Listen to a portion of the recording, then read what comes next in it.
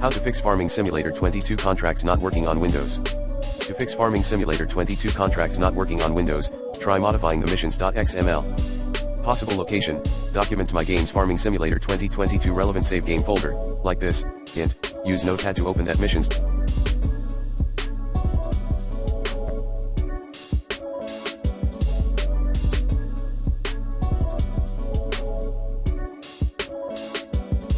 .xml.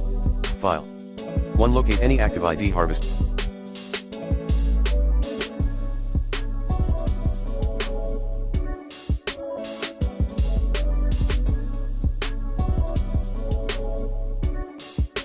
Mission, change the status from 1 to 2.